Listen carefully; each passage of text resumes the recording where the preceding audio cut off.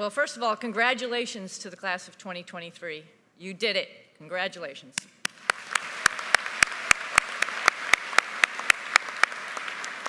Thank you, President King and the Board of Trustees, for the invitation. And welcome to the Space Coast, all the friends and family. In my world, this is where it all happens.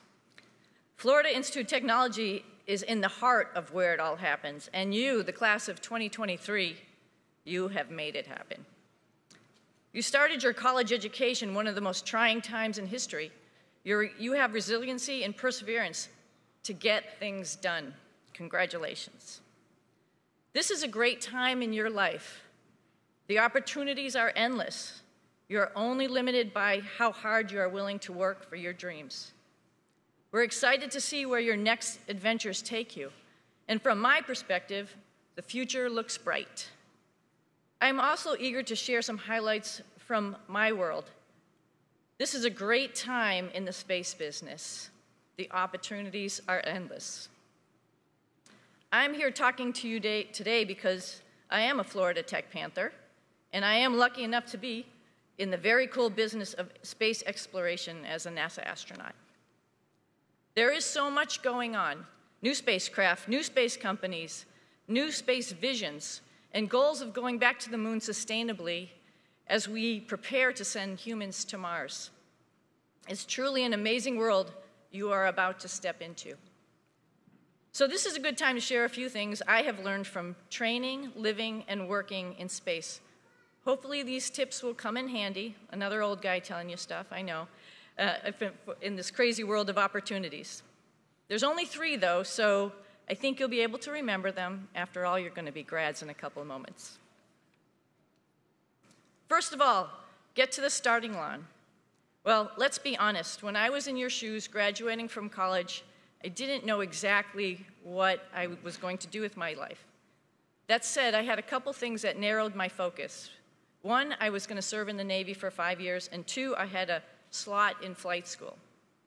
I think I had flown a small aircraft once before that and fell asleep in the back seat, so I wasn't sure this pilot thing was really good for me, but I knew I had to give it a shot. So I made it to my first starting line, and I became a Navy helicopter pilot. I loved flying helicopters, but I was a little surprised and disappointed when people told me that you had to be a jet pilot to be an astronaut.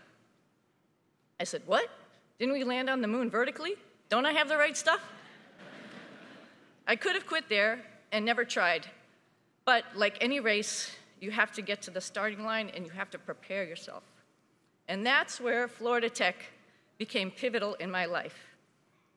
I realized I needed a solid engineering master's degree to stand out and be competitive. FIT was tough. Lots of those nights studying and learning new things that I never had heard of, like CFD, gave me the courage to get to that starting line and apply. So cross that starting line and run the race. Secondly, don't forget what you learned in kindergarten. Naps are good. Share and be nice. It's amazing how important it is to have relationships with people. And that's really the true test of success, is the team success. Going to space is a team sport. No one gets there on their own. You need to be part of a team, practice good self-care and team care, and take care of each other.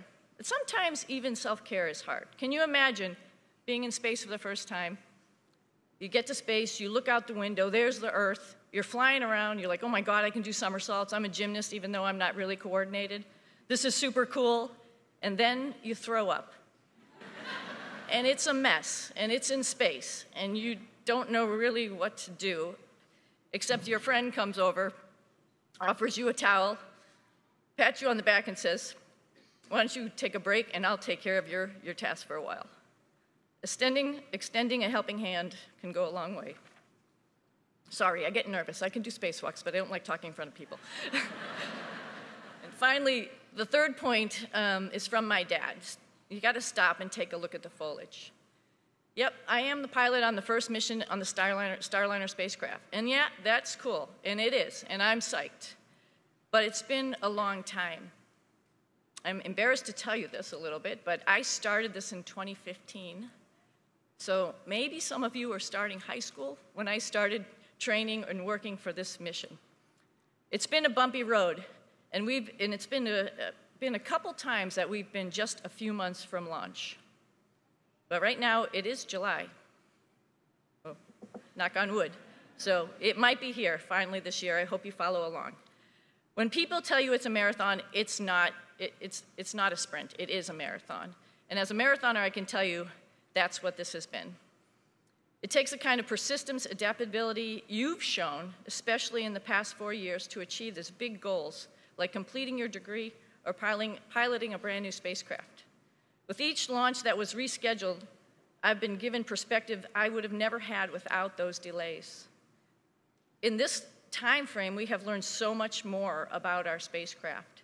We have helped shape the operational concepts of how we will fly it and operate it.